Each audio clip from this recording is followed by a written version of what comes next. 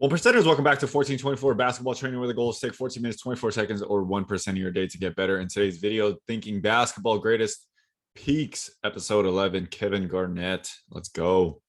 Regarded by many as the sport's best player, there was a time when Kevin Garnett was regarded by many as the sport's best player. He nearly claimed back-to-back MVPs before team failures derailed his stature. Critics called him a weak offensive player who couldn't lead a team to a championship. But was that true? What if his team's weaknesses actually drowned out his strengths? What if KG's championship value came from everything besides scoring? And what if Kevin Garnett was actually a blend of offense and defense that made him one of the best two-way players ever? Everything has to be clarified. Two-way players. A player is a player, man. You got to play both ends of the court if you really want to be in the conversation. I mean, you're doing as well as you did last year, personally, but I tend to get this ain't golf. This ain't golf. This ain't tennis.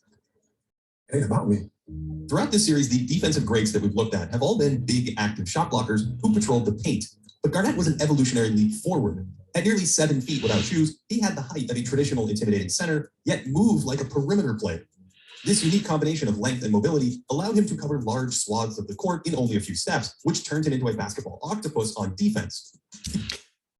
People will remember narratives and stories and images and stuff like that. They don't really remember too much stats in general.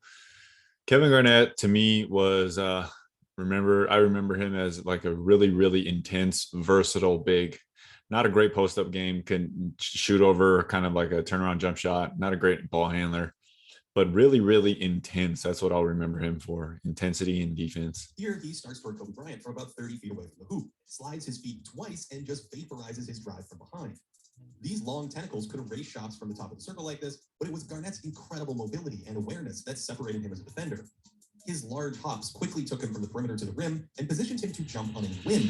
And agility like this for someone his size is unheard of. He's running backwards here, swivels inside toward the ball, then back to the other side in one motion and defends the dunk in transition.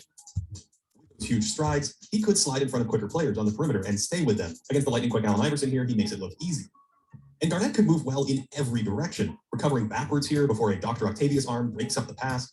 And even with those physical gifts, I think his best defensive attribute was his mind. This is nanosecond processing to let his teammate get past, and the awareness to follow the shooter's eyes makes the steal possible. His greatest thing is his mind. I've been saying this defense is so much about anticipation, studying patterns, behaviors, and risk management. So you have to have the innate ability. A lot of defense comes from being really athletic or gifted, long arms, stuff like that, mobility, springiness, elasticity. But what separates so many great defenders is their ability to anticipate and predict and manage risk. KG tracked the ball better than maybe any player in NBA history. He was a hardwood sentinel, materializing in the paint the instant he detected the threat. He's chasing the wing here, but lingers when he senses danger in the pick and roll. Then when it's kicked out, he knows this teammate can. So if we just kind of watch this without any context, it looks like he's completely out of position. Rotate to the shooter, but his radar detects an up fake. So he sits there. If this guy actually swung the ball and that look was a good shot and he made it, it would look like Kevin Garnett's very bad. But he's understanding that, this might happen. So I'm going to wait here in the paint. It takes a second look to realize the brilliance of some of these decisions. This play seems pretty vanilla, but Minnesota's actually in a zone. Michael Olowokandi should slide here with Garnett staying in the middle, but Garnett recognizes that would leave him on an island against Kobe, so KG audibles to slide up and protect the whole weak side himself, and because wings can't blow by him, it turns into a long three. Watch the ball on any Garnett play, and he feels like a normal rim protector. But watch more closely, and the plays become remarkable. He cheats over to the strong side early to take the roll man if needed, then still pounces on the dribbler at the rim. Like this stuff is what regular fans don't see. They don't get this. They don't understand, like, one guy who's breaking the rules on defense. When I talk about like innovators and stuff like that, you have to like marvel at the decisions that they're making. And from a coaching perspective, you have to let some of these like savants and guys that are just crazy gifted, you have to let them do what they do, because they can recover and they understand this stuff. And if you can really appreciate it, it's pretty amazing. These plays were the norm for him, stalking the ball like a middle linebacker and shrinking the dimensions of the court. This reaction could make a precog jealous. The second Carmelo Anthony has space here, Garnett moves, and his pogo sticking puts him in position to spring up at any moment. What a sequence.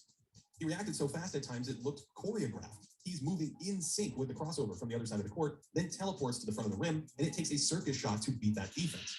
KG was just everywhere all the time, and he never stopped moving. I mean, he still really hasn't stopped moving. I think the man might hop around in his sleep like a shark, and this perpetual motion let him bounce from one threat to the next over and over. And his combination of length, agility, and perhaps the highest revving motor in NBA history meant KG was never out of any play, my word. And on top of all of that, he knew every trick in the book. He sends his teammate to double the post, zoning up these two big men, and he knows in this set, his man is looking for the entry pass instead of shooting, and he can break it up from the free throw line. His positioning was that his man... Again, here, this is very, very smart. These two big men, and he knows in... So here comes the top, the post gets denied. Okay, the post gets fronted. So then the easy way to get it in is a high and then a low pass. So he breaks it all up. He breaks it up before it could happen. Man is looking for entry pass instead of here, boom. He's looking immediately into the pass. Carmelo spins to the front, and he can break it up. So this is bad job on Marcus Camby, just locking in on Carmelo Anthony, force feeding that pass without reading Garnett. Camby should have shot it from the free throw line. But that's brilliance in playing tendencies. His positioning was often perfect and tactical. Here, sitting in the driving lane, and as the ball approaches, he slides to play the pass, but keeps himself within arm's length, and Garnett's hands are too good to escape that gambit. He had that Bill Russell move from episode 8, tracking potential passes with his offhand as he contested shots, and Garnett played drop-off passes like this incredibly well, not always going after a block or contesting in the air, and frequently jabbing toward a penetrator and then peeling off it if he felt a pass coming instead. Here it is against a teenage LeBron James. Garnett reads his eyes and court position to quickly play the passing lane, and then still recovers back to contest. He hopped on the up fake there, and that was a minor crack in KG's armor, but there weren't too many other weak spots. He was vulnerable to power only against the strongest of the brutes, which meant Shaq. Nobody's stopping Shaq. Big men at the time, but I think playing at around 240 pounds in those years, with his high center of gravity, made his incredible health defense slightly less effective in traffic, where he couldn't lodge himself firmly under the rim to disrupt these kinds of plays. But it's hard to find him making defensive mistakes. On this one, he actually relaxes when the shot goes up, usually plugs the passing lane here instead of ball watching. And here he's chasing away around, and that prevents him from turning around and covering up this breakdown. In situations where he needed to rotate into space, Garnett was an excellent rim protector, and he's perhaps the most schematically sound defender I've ever studied, almost never flubbing assignments. Avery Johnson actually once complained that he would call out your plays on the court because he scouted opponents so well. This scout helps him. That is brilliant. So again, right, the brains. So when you watch a lot of film, like me just watching these things, and coaches do this all the time, scout coaches, varsity or whatever, right? All different kind of coaches, depending how much film they watch and how much basketball they know or how much they study, you can game plan for a lot of these things. So as teams start setting up their offense, you already know what's coming. and sometimes I teach high school, so one of my smarter players, he recognizes the exact same play and set that I taught, and he calls it, and he wants to be so smart that he just stands in the way and he disrupts the whole thing. And then after I tell him, I was like, why did you just screw up their whole play instead of knowing that it's coming and then just anticipating and then stealing it? So I took him one level further, just disguise the fact that he knows and then disrupt it instead of, being a smarty and just standing there and proving to everybody that he knows or proving to me that he already knows what's coming. So Kevin Garnett is one of these guys, man. I think about a lot about like football guys, Ed Reed, and some of these other guys that are really famous for really good defense. Almost never flubbing assignments. Avery Johnson actually once complained that he would call out your plays on the court because he scouted opponents so well. Yep. This scouting helped him play passing lane, where those cephalopod arms suction cupped a number of balls and made even basic passes difficult. KG averaged nearly 2 steals per 100 during those years, elite for a big man, and with him on the court in 03 and 04, the Timberwolves defense was the equivalent of a top 10 D, but without him, they played like a bottom 5 defense because his defensive teammates ranged from mediocre to porous during those seasons. One guy can cover up a lot of mistakes. Kind of plus-minus data along with box score views these years as a top 15 defensive peak since 1997, and using only plus-minus data and adjusting for teammate and opponent quality, these are seen as 2 of the very best defensive seasons on record. KG was also an excellent man defender against nearly anyone. His length made shooting uncomfortable, and he was one of the few players in league history who could truly guard 5 positions. Wings who attacked him were met with heavy resistance, and a number of dangerous perimeter players wouldn't even go at him on switches. Those who did attack him, even in the open court, could meet the long arm of the law, and his capacity to change directions with those tap dancing feet made the impossible look easy. This is a 60-0 stop and swivel back to block Kobe at the top of the square. That doesn't make sense. Shaq was probably the only true mismatch for him in the entire league, but even against big centers, he still held his own. Here, he doesn't bite on a fake from the 280-pound Vitaly Potapico. Nobody could guard Shaq. Could be a problem. Chris Webber gets him with a second move here, but Webber desperately needed up fakes against Garnett because he posted a 44% true shooting mark against him in these seasons. Kevin also really bothered Tim Duncan, holding him under 50% true shooting when they were on the court together from 2002 to 2004. That's about 7% lower than Duncan's normal efficiency. And amazingly, when both KG and Duncan were on the court for those 12 games, their teams scored the exact same number of points.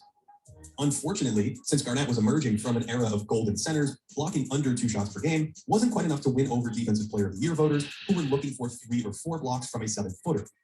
But his defense was rarely under fire after each playoff elimination during these seasons. Instead, the questions were about Garnett's offense, and specifically his ability to score. Magic is listening. Mentality. Did he have every goddamn skill, physical skill to score? Yes, but his mentality as a defender, when I talk about the 5 or 6 personalities, talk about it a lot. Scorer, sniper, slasher, defender, playmaker, and showman. Garnett's at heart 100% defender and then a slasher. He's not even a sniper or a scorer or a playmaker after. He's a defender and then a slasher. Right now, Magic. Kevin Garnett does not have the supporting cast. If he had James Worthy, Kareem Abdul-Jabbar. So he gets hated and all that stuff, but when he moved to the Celtics, he fit right into his role of defender and slasher, and that's that year that they won. Or Kevin McHale, Robert Parrish, he would be winning championships right Like that that Celtics team, Rondo, right? You got your playmaker Rondo, you got Ray Allen as your sniper, right? They all fit into roles so beautifully. Paul Pierce, right? That's your scorer. That's the guy that you would go to get a bucket.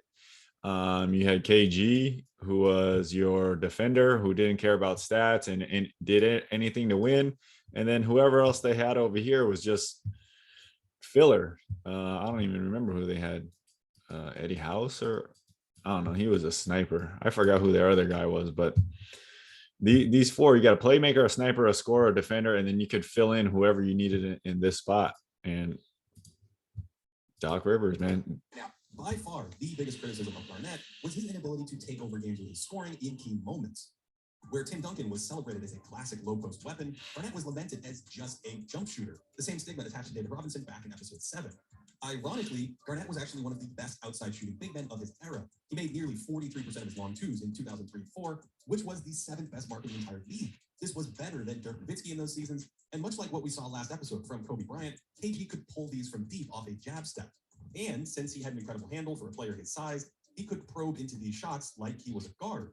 KG's ball handling was so secure that Minnesota had him bring it up at times when they ran out of point guards, and sometimes he just worked that right into a pull-up jumper. Of course, there's still that trade-off we've discussed on these long outside shots. Even though Garnett was 4 percentage points ahead of league average on his long twos, they weren't that efficient as a half-court shot, at least early in the shot clock, and that can limit a player's overall efficiency. Unlike Robinson, Garnett didn't have a first step that just marched him to the free throw line constantly. His initial move wasn't quite as quick, and more importantly, he lacked the strength and power to drive through minor contact. Hand checking like this derailed his penetration, and old friend Karl Malone bothered him this way in the 2004 Western Finals, pushing him off his spots and rerouting him with little nudges and arm bars. It's subtle, but you can see it here. A little push sends Garnett toward the baseline instead of being able to explode up on the strong side of the cup. Then he thinks better of challenging Shaq. The brick wall that was O'Neal deterred KG's forays to the basket in their playoff matchups, primarily because Kevin couldn't rise up and finish through contact well. Instead, he avoided contact in many of these aerial situations, which suppressed his free throw numbers. Unlike sturdier big men with broader shoulders, Garnett couldn't power through. Amari. And because he didn't have the balance to drop step and claim that space on the near block, he often adjusted into trickier shots, although he never gave up on play. Some of this was from his high center of gravity. It only took minor contact to throw him off balance when he was upright, but this was more of a limitation than an Achilles heel. Like you could say high center of gravity, but when you push, you use different parts of your leg groups. You're using more of your calves and your tendons and your Achilles around there to do the elastic type hops. And if you're getting lower into your hips to squat and push, You're much stronger in the thighs and the butt. Kevin Garnett, not super strong in the butt. He was still able to lean into some. So just because you have a high center of gravity, that just means you're taller. If you bend down at the hips, that means you can actually use your hips and your center of gravity be lower. Contact at the rim, and Garnett's free throw rates during these seasons were around average among typical 20-point scorers. So right here, and Garnett's free throw rates during these seasons. So center of gravity here is low. He's just not strong enough through the hips to push back. What is that? That's Keith Van Horn or something like that. He didn't always shy away from contact either, sometimes backing down softer players. So here, fouled or found a closer look. When he could turn the corner on his drives, that downhill pressure also drew fouls. So here, as he's getting around Chris Webber, right, there's no power through his legs or his weight or his mass to push back Chris Webber. Downhill pressure also drew fouls, and he was more comfortable jumping off of one leg into open space on these flowing attacks. In instances where he was cut off, that handle helped him probe closer and closer to the rim. And so every jump through here is a little hop to regain his balance. One, boom, onto two. Those are elastic jumps. Anytime he goes for a power type jump, right here, 1-2, load, explode. There's no real power through there. I mentioned he's a 7-footer. KG added another layer to his dribble drives with his passing, which is functionally how perimeter players spearhead great offense, collapsing defenses and then dishing to open teammates. And in this sense, Garnett's desire to play like a 6'12" Michael Jordan traded in hook shots for perimeter playmaking, and some of these passes were really nice, finding layups at the end of drives like a great guard would. Again here, getting punked around. It's Dirk Nowitzki spinning, then he's off balance. Drives like a great guard would. He even had the capacity to manipulate defenders occasionally, using the look away here on the drop-off, only there was rarely a great finisher on the end of these connections. He also dimed up cutters from the top. His size and instinct to quickly move the ball. Wally Szczerbiak. Man, it was hard to score on those Pistons. And on this one, he's reading the prettiest guy in the NBA. Late firing this inside to his teammate. He was arguably better as a passer out of the post. He picked teams apart if they fell asleep, and he could find some gems on tight cuts like this too. With all of that said, I think his most impressive passes were on the interior, where he could wheel into scoring position and punish defenses in narrow corners after they held onto him. Some of these were just ridiculously good. He's anticipating a double because he's matched up with a guard, and he even busted out some misdirection from the post too, patiently looking to the perimeter here before shipping a Nikola Jokic special. Just like that. Smart. Of course, Garnett could also score out of the post too. He didn't live on the low block like traditional big men, but he was effective down there, especially on deep catches. He threw in an up and under move every once in a while. Goodbye. Although, despite some tutelage from Kevin McHale, I think he could have used pump fakes more down there to keep defenders honest and draw fouls. Instead, KG lived off a steady diet of fadeaways over either shoulder. And again, it's easy to see Jordan's influence on Garnett's offensive approach on some of these back-to-the-basket moves. All of those fadeaways are perfectly fine if he practiced and made him at a higher rate. He's not heavy. So what media narratives are going to push you into a certain, style or type. Again, if you're an innovator, if you're a player that breaks the mold, which Kevin Garnett does, he's too long, he's too athletic, he's skinny. You got to develop your own style, and you can't let other people kind of judge you. It's like Kevin Durant now. Imagine Kevin Durant changing the way he plays. Imagine him gaining 50 pounds and becoming a post player. Like Kevin Durant is Kevin Durant, one of one. The incredible height of KG's release made this shot nearly unblockable, and he could flow right into the fade or set it up with a quick spin in one direction before falling back in another.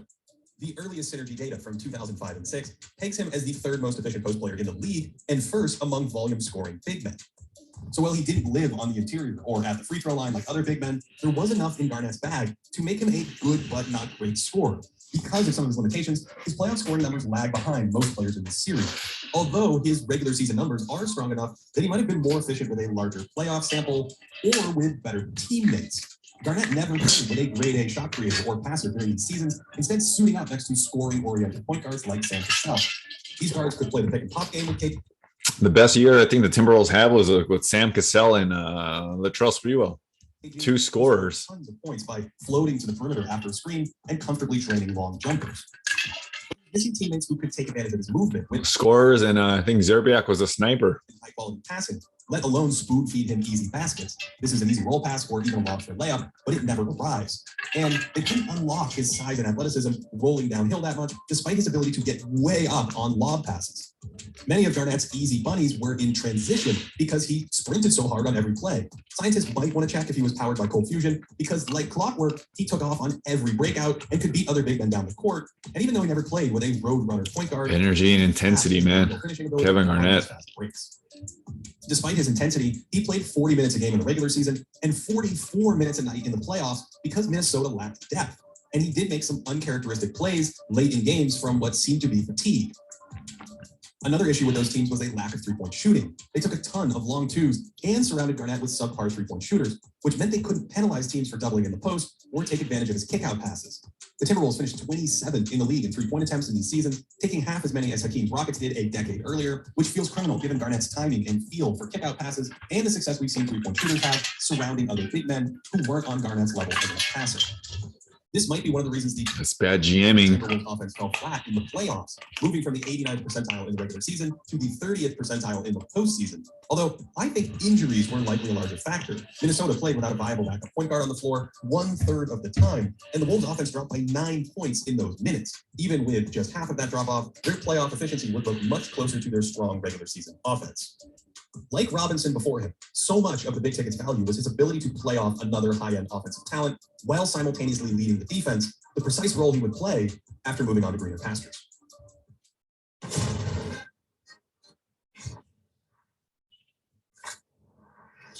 Greetings, Captain Legend. Greetings. What the heck? No, my man. It's pretty clear that Garnett couldn't ramp up his scoring volume another 15 or 20% to the levels we've seen in the last 3 episodes. But his scoring numbers certainly would have been boosted with teammates who could have created easy shots for him or optimized his activity without the ball. That off-ball game was a big part of his offensive package, where he could catch and go right into his moves, and whether he was attacking a closeout after picking and popping, or just moving into a catch-and-shoot jumper like a supersized guard, Garnett could score quickly. You may have noticed that he often passed quickly too. There's another long two. And split-second decision-making like this, such as short roll passing, Milliseconds matter. and a quick-hitting game, doesn't take away opportunities from teammates. Here he gives it up and instantly cuts into a scoring chance against the clock, and he misses a pass but wheels right into a big bucket. KG hit most of these short roll connective tissue kind of passes, and we saw this with Larry Bird, where dynamic, sometimes touch passes create a kind of frictionless, low viscosity offense. Where Looks a lot nicer when you're passing to Ray Allen for 3. Release the rails for teammates. These skills add value next to better and better players, which is exactly why 4 years later, Boston took the lead by storm behind an older, less agile Garnett. His extra passing fit next to Paul Pierce and Ray Allen, as did his off-ball scoring game in those catch-and-shoot situations. Goddamn Kendrick Perkins. He's just collecting checks. He just rode everybody's coattails. Oh my God. Nonstop activity and ability to fill in any role or area. Kendrick Perkins. How could I forget about Kendrick Perkins? He's just an additional goon defender. Boston produced a good regular season and postseason offense, but it was their defense that carried them to a championship. Garnett lifted Boston to historical heights on that end and was the linchpin of a unit that locked down a scorching Lakers offense, authoring one of the most impressive NBA finals I've seen from a defender. He couldn't leap quite as high or slide quite as well, but he stalked Kobe Bryant on a number of plays like this and won a high-level game of basketball chess, anticipating specific passes and plugging any gap. These finals were wild, obviously, watching in LA. Those scores are, I think, in the low 80s. In the back. Those games were physical and rough. Every bucket was like super hard. And then instantly somehow processes James Posey helping off of Bryant, so he rotates back and then smothers Bryant at the hoop. A key part of Boston's defensive success was Garnett's ability to defend the pick and roll. He was even better at this art during his peak. All of his S-class abilities intersected in pick and roll defense, sliding in front of smaller players, blanketing the entire court, and recovering to the ball if needed. And he was absolutely incredible at containing dribblers in this coverage, somehow preventing a split here from Chauncey Billups. And at times it looked like he was a mirror of the ball handler, sliding with him, but almost always recovering back into the play. And if he needed to stay with a guard, that was no problem either. Again, the hand tracks the basketball for the steal. Thanks to his positioning and size, Garnett was also an excellent defensive rebounder, and he did a ton of little things like this so well. For instance, he was the first player I saw use this screen move to seal off a shot blocker for a driving guard. This play is from the year 2000. Add it all up, and Garnett might contribute positive value in more areas than any player ever, which is why he boasted some of the very best plus-minus numbers ever recorded from the regular season. These scoreboard-based stats tend to view KG as a strong all-star on offense too, although playoff metrics that rely on the box score are lower on him, primarily because of his scoring numbers. But remember, those box score numbers don't capture his smothering horizontal value on defense, and they are based on a small sample against only a few opponents. If we accounted for the huge minutes that he played, he'd look more like a top 20 peak or so in box plus minus and PIPM, but I still think that undersells his impact. Despite his warts as a scorer, Garnett's quick passing, offensive versatility, spacing, and defense make him one of the most scalable players in league history, perfect for supercharging any remotely contending team as an offensive number 2 and defensive superstar. And that combination of all-star level talent on offense and historically great defense gave Kevin Garnett one of the NBA's greatest peaks. Good scorer in post, mid-range, lack of rim pressure, plus mini long twos hurt efficiency. What the heck does that mean?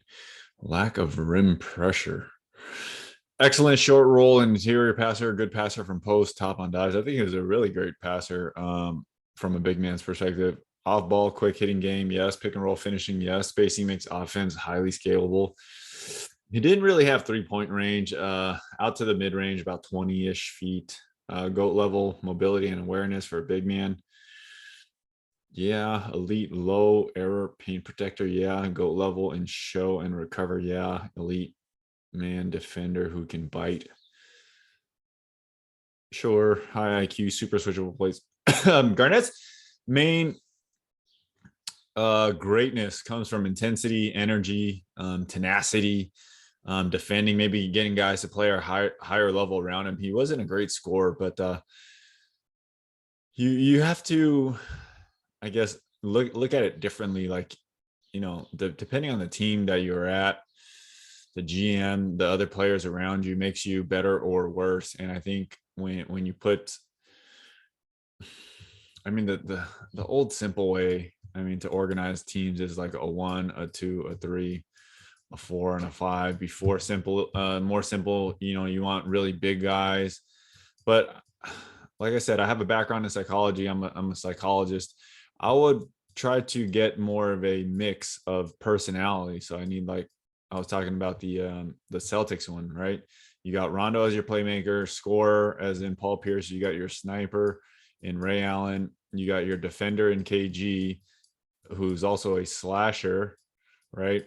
And you got Kendrick Perkins, who's a defender. And when I talk about like secondary stuff, Rondo was a secondary defender. This team was very, very good at defending. Paul Pierce, secondary, was a playmaker. And Ray Allen's secondary was probably a slasher since he ran around so much. And Perkins, defender and a defender. He didn't have any secondary. So when you get this mix of personalities that have a certain ability, like, you're going to get a good team. I just truly believe that. Garnett would never fit into the scorer role that they wanted him in T-Wolves. Anyways, Kevin Garnett, greatest peaks, episode 11. What do you guys think about Kevin Garnett? I mean, I think he's really great. I don't think he's one of the top guys, just because for some reason, me in general, and I think basketball in general, you're going to value scorers more, because the hardest part about the game is putting that ball in the hoop. I think, yeah, scorers first. Yeah. I don't know who would be second. Maybe playmakers, making stuff easy for other guys, maybe scorers or snipers. All right, guys, until next time, take 14 minutes, 24 seconds, or 1% of your day to get better. Peace.